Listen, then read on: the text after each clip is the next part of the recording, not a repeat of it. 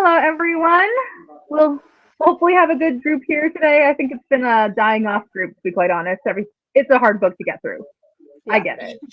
So, everyone is here. We're very happy that you're here because we're needing support too. Yes. Please don't make us be alone. Yeah, we'll have each other, but we'd like to have other people too. Yeah. Yes. Yeah. So I'm camping. Hopefully the lagging internet isn't too bad. Hopefully we can have a smooth time. We'll see how it goes. But this is as good as it's gonna get, I think. So let me know if it's terrible, but I'll do my best to fix it if I can. Sounds good to me. Well, yeah, no, you sound great. I guess the biggest Well, that's good. I'm glad. And it's not steady on my arms because I'm holding you like this. So it's gonna be fun. Naomi's going the extra mile. Camping, yeah.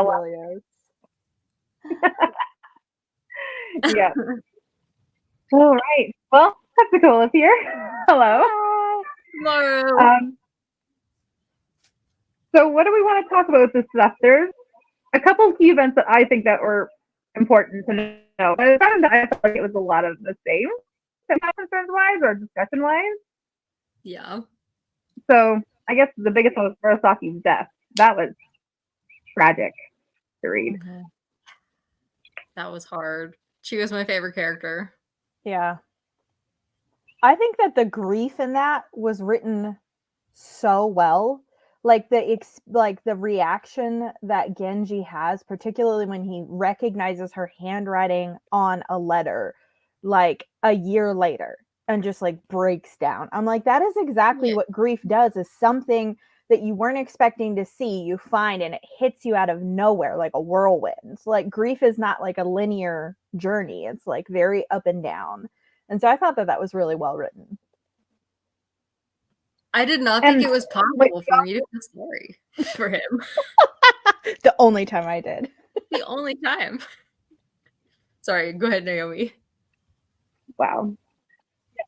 I think it's very reminiscent of the author's own experience because she lost her husband right before she was writing the book or writing the story. Mm-hmm. So I feel like probably where she's coming from. So that's why the grief was just so realistic, I think. Yeah. Like that made sense to me why that was such a poignant section. And then even Genji's decline of mental health and like isolating himself, I felt like that was probably reflective of her own journey too after her husband passed away. That's a really good point. Yeah. It seems like a lot of this book is like theorized to be drawn from real events. Yeah. Like very experiential. Yeah. Yeah. Mm-hmm. Like Tona Chujo's one daughter, who is like the only funny part of the book. I loved her. She's adorable. Oh, that was so funny. When she's gambling and she's saying the name, she was saying the name of somebody when she gambled, you know, to make for luck, I guess. I don't know. It was so funny. Yeah. There's a very big characters, isn't there? So many people to keep track of mentally. And it's grown now that like the old generation has moved on because I think we officially hit the first chapter of like the younger generation picking up. So now everyone's gone out to relearn everything. Like that's a whole lot to relearn. Yeah, it is. It is really a lot. I did think it was really interesting in this section. That felt like there was a lot of karma for Genji in terms of like, oh, now he has a child that is someone else's child that everyone thinks is his, which is exactly what he did with his stepmother, but his father never found out. But he knows that this is actually the intendant's child. It's not his. And he knows that. And so I thought it was really interesting how that was like revisited on him, but he had an awareness of it, which made it a lot more miserable for him than it was for his father. So, but I felt sorry for, was it the third princess? Isn't it? It's the third princess. Yes. I think that was the mother. And it's like, he automatically assumes she's just like sleeping around, but like she has zero choice in the matter. No one heard her scream. Like it was so sad. it's such a horrible situation because one, he marries like a 13-year-old, 12-year-old, and then like act married, like consummate marriage right away. So she's super young. And I'm like, okay, this guy's still a predator. I think this guy's like a full-on predator in a lot of ways. And then she doesn't pique his interest, so he's like, whatever, I'm bored. But then she gets attacked, and he's like, it's your fault. And she's so young. Like, she's a teenager. Yeah. This is like... And they talk about how immature she is. Yeah. And he's like, if it was one of these other women, you know, they would have found a way out of it. It's like, wow, okay. Yeah. But in the same like vein of like the karma, like he did that to other women too, right? Like where they had no choice but to say yes, or like he forced that situation, like either his or sleep together. So he's done it to other women as well, and he's like, oh no, she's clearly like a complicit in this. Like, how does that work? It doesn't make sense for him. I think it's just because like, yeah, the women are at fault here, or the women want you, or the women will agree to it if they like you. But that doesn't. I wonder too, though, if it's because he didn't have an interest in her and he hadn't seen her in like a year or hadn't slept with her in like a year. So he was just automatically assuming like, well, if she's not getting it from me, she wants to get it somewhere else. Forgetting the fact that she is legitimately a child. And they even talk about how childish she acts, how she's like still playing with dolls and all this kind of stuff. And it's like, that's not even really on her radar of desires right now. But he's so out of touch with what she's actually thinking, feeling, experiencing because he's not spending any time with her. So. Yeah. But she's like you said, a child. So even if he were to spend time with her, I think he's just like, oh, she should be the perfect woman because she should be moldable like Murasaki is. But he's just looking at her like possession, which she's not living up to what she wants. So I'm just gonna put her aside. Throw her on the shelf and I don't care. But she's still so young and she doesn't have anyone to help her through the situation except for a person who is now her husband when she's 13, 14. Yeah. Like, that's not fair to her. Yeah. So, and I will say a the nun one right after. Yeah, I don't blame her. I don't blame her either. I will say the one thing I did appreciate though is that Genji's desire was actually not to marry her. He actually tried to talk her dad out of it. So I was glad for that part. So he wasn't actively seeking out to marry her, but he did still end up marrying her. But he was like, how am I supposed to protect her when I'm getting older and I might also die before I've actually helped her at all? And I'm like, what is with this father? Because couldn't he have chosen one of Genji's sons who have still some standing and political, I don't know, they have wealth, they have standing. Like he could have had one of his sons marry her and that would have been a much better fit. This is weird. It was a weird choice on the part of the dad, I thought. But even Genji, I don't remember if he offered it or not, but he should have offered his sons as a replacement. Did he do that? Because I can't remember if he did. Yeah, he was like, why don't you have her marry my son? And he's like, no. The dad was like, no. And that's what dad felt. I missed that part. Oh, goodness. Yeah, the dad's like, I want you to be a husband and a father to her. And I'm like, ew. That's weird. Ew. No. Not great. Great. No. I did have to... Yeah. Sorry, go ahead. Or just because Genji did blame himself as well for the marriage at one point. He's like, this happened because of my desires. I was like, I don't know if that's true, but the fact that you're blaming yourself means you had some interest in it. So yes, still don't like you. Yeah, he was still skeezy. I'm not trying to say that Genji has become a wonderful person because he didn't, and I still hate him.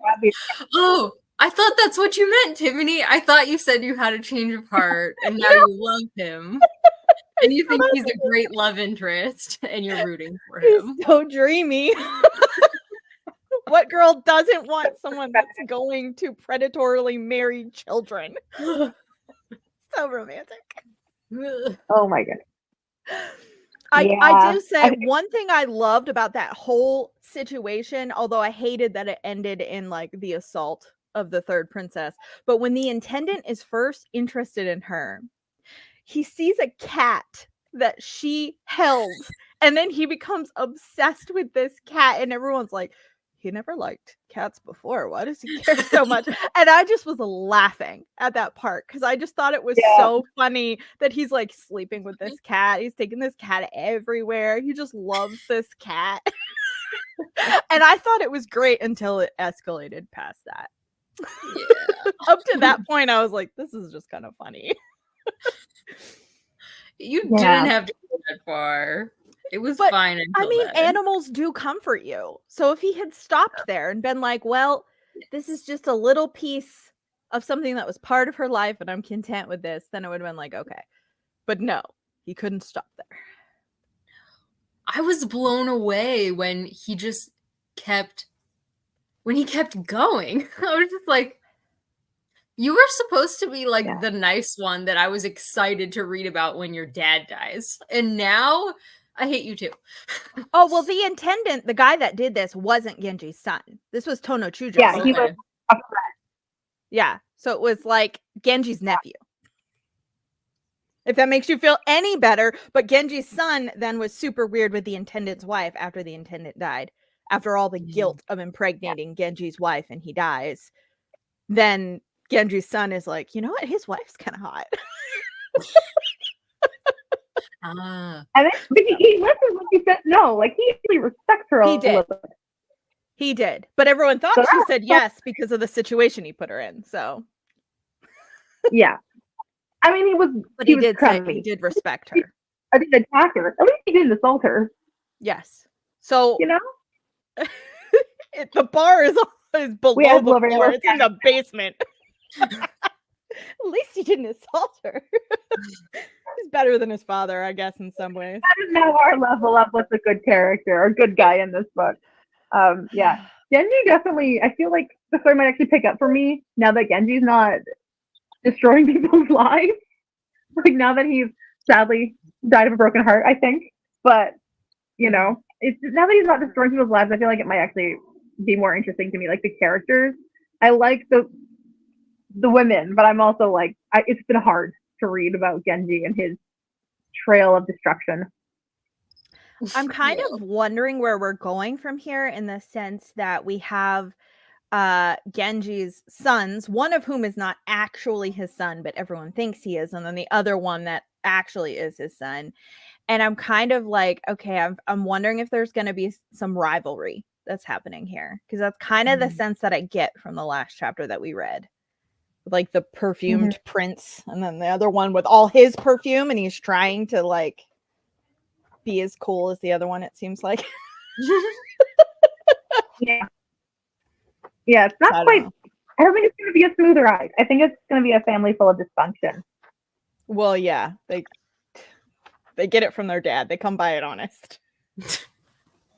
They do.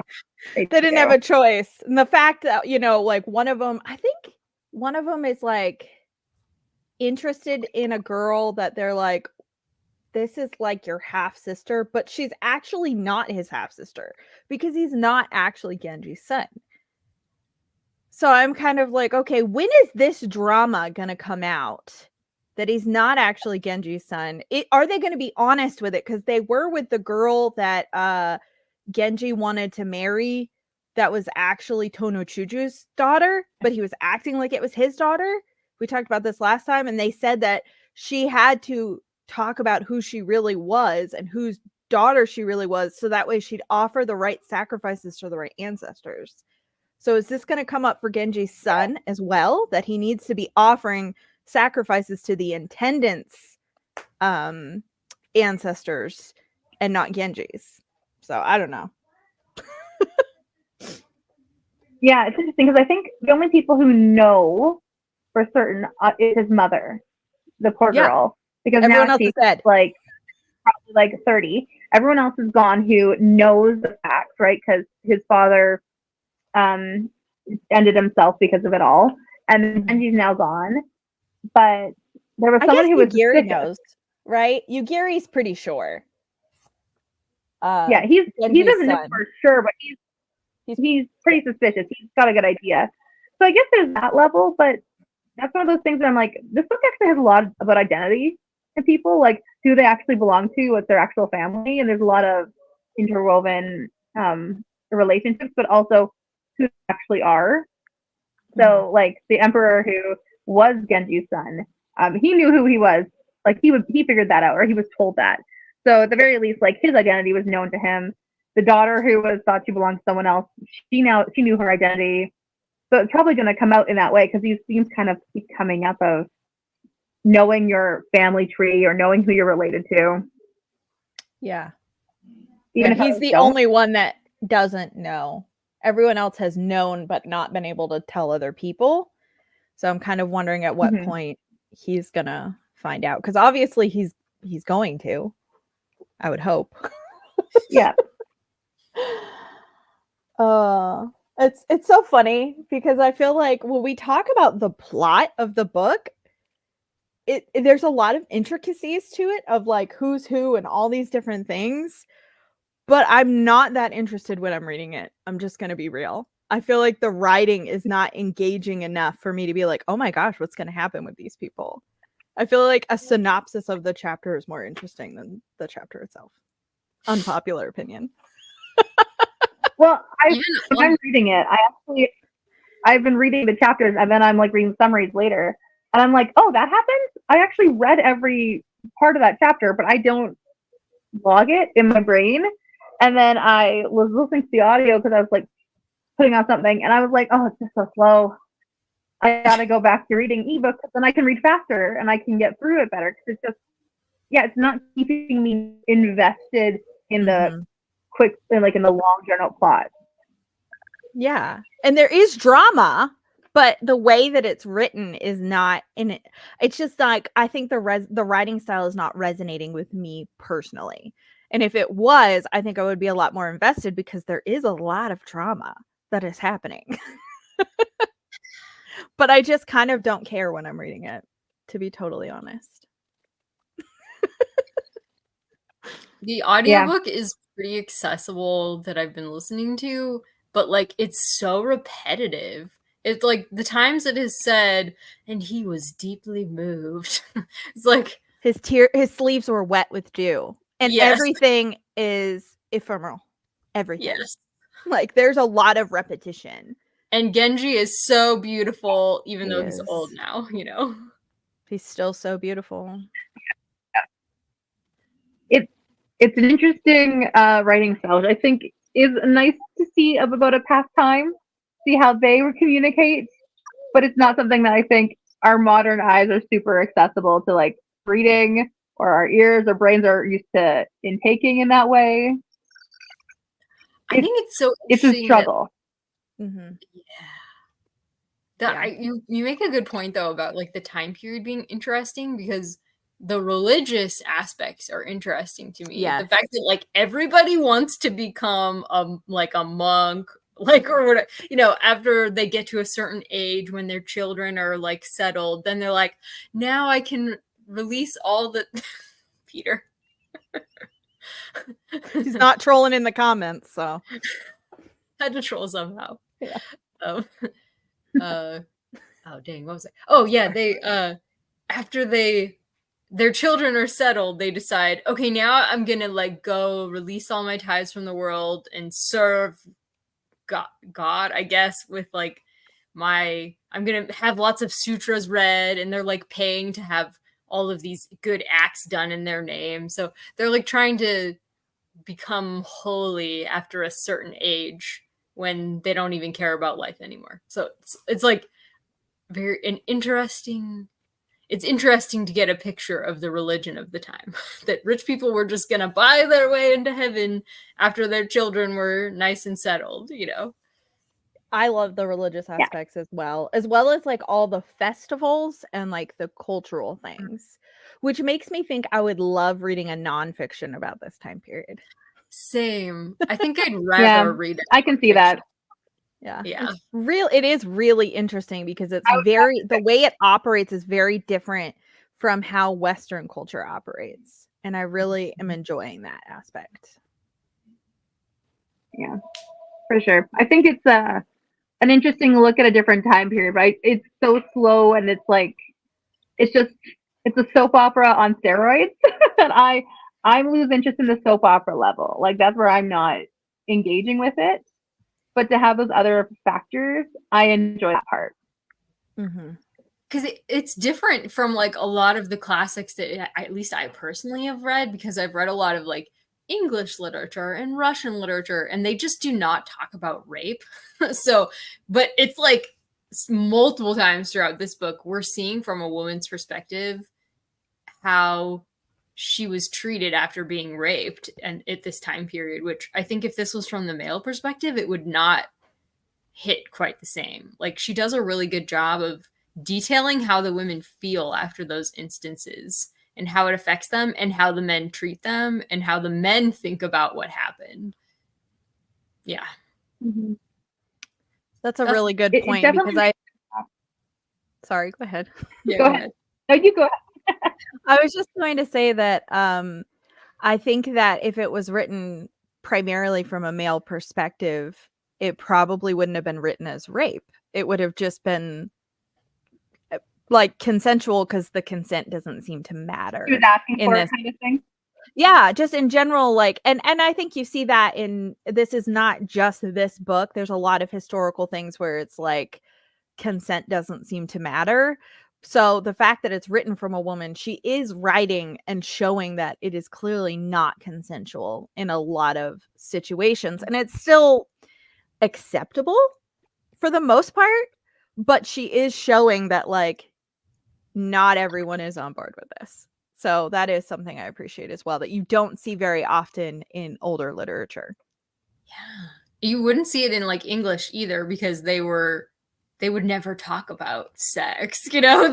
If they do, it's like barely hinted at, you know? It's not really something that comes up in English literature very much. Like, and then you have to Google it and be like, is that what happened? Okay. Yeah. Oh yeah, that's what happened. Yeah, exactly.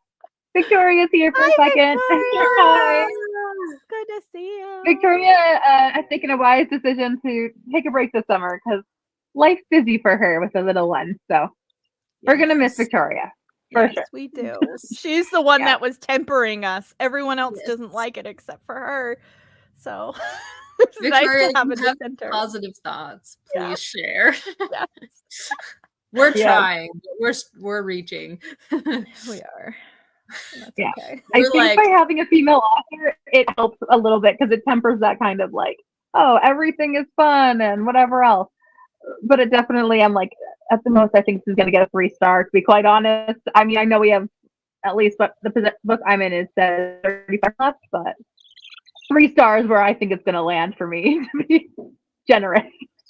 So I'm not at a 3-star right now. I'll just be honest. Because I am forcing myself to read it and it feels like work and I'm not enjoying it. So if it makes it to 3 stars, that will be great. I'll be pleased.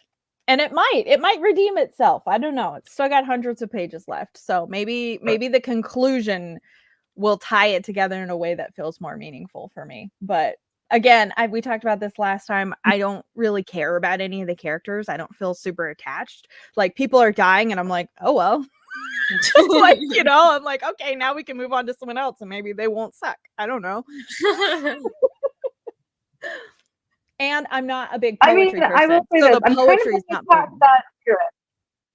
Mm-hmm.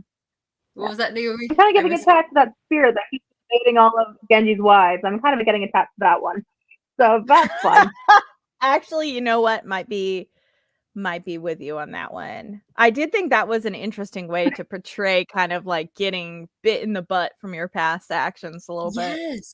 That I think was a really kind of, to us, it doesn't seem subtle, but probably during the time, it seemed like a really subtle criticism of Genji, if they even understood it was a criticism, because the fact of his previous affairs, even though it's like a supernatural way of coming back and, you know, giving him justice in that sense, I feel like that's her sense of justice. against Genji. Like, that is her criticism of him, is how jealousy from a previous lover is attacking all of the women in his life, because like it doesn't talk about like STDs or any of the other side effects, you know, but the emotional side effects it does, and the spiritual side effects. So I think that was another really great criticism that she's kind of subtly, because probably if it was too obvious, you know, that she is like disapproving of Genji's actions, you know, so frequently,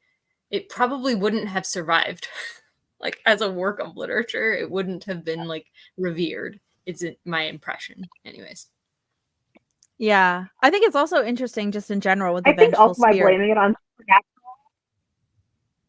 Oh, I didn't hear that. You were cutting out a little bit. So I keep going, Tiffany. There's a lag. Oh, okay. Go ahead. I was just saying the vengeful spirit thing, that is something that you see all the time still in like Asian works of literature and movies and horror movies and all kinds of stuff. And it's fun to see that it goes this far back, that it goes over 1,000 years back. I think that that's really interesting. Yep, the evil ghost concept. Yeah, yeah. I love it. Well, maybe just started it. Who knows? Yes. I think because it's an evil spirit. Because it's an evil spirit, maybe she was able to get away with like critiquing him, and so they'd be like, "Oh, it's spiritual, so it's okay." Yes. Right? Because I think Right. in like a lot of ancient cultures, when it was like, "Oh, if a like, even if a man or whoever like was like you're doing wrong," then they're gonna get in trouble. But if it's like God told me, or the spirit that's like taking over someone, I think like we're a little scared now. We're gonna start listening. So that's a good point. Having the cover up almost. Yeah. This was a way to give a woman power over Genji in the story, whereas women didn't have any power over him in general. So that's kind of cool. Yeah. Yeah. And she technically gets the last word because of her taking over, like this Murasaki. She takes over Murasaki, Genji, and then also just dies with broken heart. So she gets the last laugh over him. Yep, she does. Maybe now she can rest in peace. That would be a great book. Yes. Every single one of them coming back to him. Yes. That would be. Honestly, this should be a book about the ghost. I would be down for that book. If it were written from the ghost perspective, I would read a retelling of it. Yes. Well, I thought it was interesting that the first time this vengeful spirit of this particular woman pops up and kills Genji's first wife, the lady's still alive. She's not dead. It's not a ghost. But she's so upset and so like filled with revenge and bitterness that her spirit literally goes and somehow possesses and kills Genji's first wife. And I'm like, how does that part work? This isn't even a ghost yet. It's interesting. Yeah, I'd never heard of anything like that. Murasaki thing happened. Yeah, it's strange. When the Murasaki thing happened, I'm like, okay, I guess this is like a supernatural book now. I was like, I guess it has to be after a couple attacks of people. It can't just be a one-time off thing. It's officially in the supernatural realm of books. Yeah. It's in the sci-fi, the element now. Well, it seems like every time someone gets sick, they think it is an evil spirit that's doing it, and they call him priest for any kind of illness. And in Murasaki's case, her physical illness was an ailment that was caused by a vengeful spirit. But that's not always the case. But they always call in like priests for reinforcements. Like you see that with like her cloistered highness and her dying and all that kind of stuff. Like there was a priest that was like working night and day, like trying to defeat the spirit. But really, I think in her case, she was probably just old and sick. Yeah. Yeah. They seem to blame everything on a spiritual realm, which I don't think is rare for ancient cultures. I think that's kind of more accepted and like more believable. Yeah. It's just, I think, part of that time when you don't know science and you don't know medicine, and the human anatomy is just so far off your radar. Yeah. Like, I mean, I was reading about the Regency era when they were doing like autopsies and trying to figure stuff out, and it was gruesome. And I'm like, and this was like 1800 that they were starting to figure it out. So that's 800 years after this. So yeah. It's interesting because it seems like it's so great. Oh, sorry. Go ahead. What'd you say? I was just gonna say it's a book about Frankenstein by Catherine Harkup, if you're interested. So it's going over how bodies work and if that would possibly happen. But it was gruesome. So that sounds fascinating. It was anatomy in the 1800s. Yeah. Like late 1700s too, I guess. Yeah. Can you type it in there so I can see like Catherine what the title? Harkup. Okay. Catherine. Yeah. I will comment it. If I can figure out how to comment it. I'm doing it on my phone, sorry guys. Yeah, the chat is very different on the phone. It's yeah, it is. If you can't, just put it in the box for later. Yeah. Yep. I'm almost got it there. Anyway, keep going. Oh yeah, I was gonna say, it seems like jealousy we knew for a long time that for a woman to be jealous was like the worst trait for a woman, you know. It seemed like Genji was really focusing on raising Murasaki to not be jealous. And after seeing the vengeful ghost thing, I understand why now. But it seems like the Japanese in general, like they do not hold emotions in like high esteem. Which it's so interesting because it's so different from like today's culture now, you know, where we're like emotions, they're everything, follow your heart, you know. But then it was like, even when Genji was grieving, he felt like, oh, I'm just a weak old man now because I can't hide my grief, you know, the way I should be able to. I shouldn't be just breaking down in tears and showing everybody how I feel. That seems like I'd heard that it wasn't like impolite in Japanese society to like show your emotions, at least in the past. I don't know if it is still, but seeing it in action in this story has been really interesting.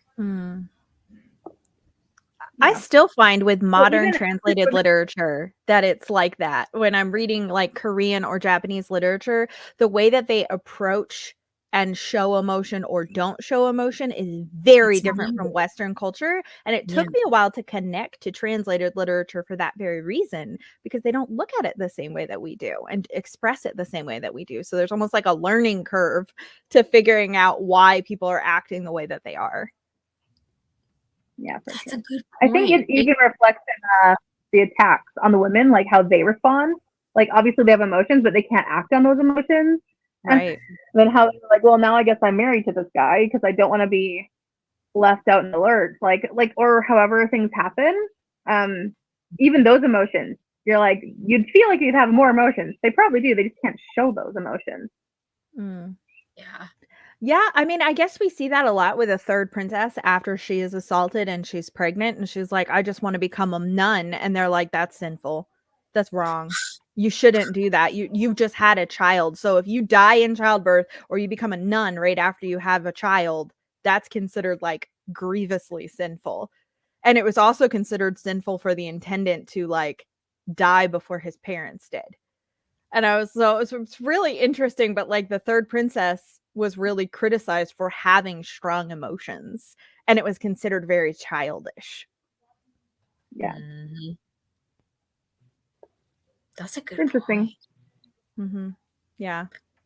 But it is like interesting because with Murasaki, Genji wanted to see where she was emotionally, so maybe she was really the only one he actually cared about, which is a weird thing to say considering what he did to her, but he actually wanted to know how she was feeling. He thought that her jealousy was cute, which is kind of ick. When she was upset, he would like, oh, it was adorable. It's like, okay, that's weird. But it means she cares. Yeah. And when she managed to stay serene in the face of him deciding he's going to marry the third princess, he's like worried. He's like, why isn't she upset? Yeah. So I guess the ideal of like emotionless serenity, he didn't want that from Murasaki necessarily, at least in every Sorry, I way. think my internet went out. Oh, Oh, I can no. hear you. Yeah, we can hear you. I don't know if you can hear us.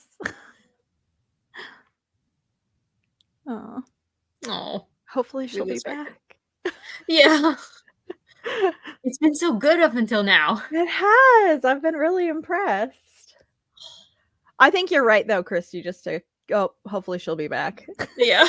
Just to continue the conversation about Murasaki and Genji's relationship. Like, I think he actually wanted her to be honest with him because she really was his favorite wife. Did he groom her? Yes, he did. Was it really gross? Yeah. But it was a little less gross when they're the age that they are now, Okay. you know, Are we later here in the now? book. Okay. Yay! You actually look Hello. clearer We're too. back. So that's a Yes, good great. sign. I don't know if I'm on data or Wi-Fi or what. Whatever. Yay. But now you're sketchy. Okay. Christy's still not in. Oh no. I Sorry. see her.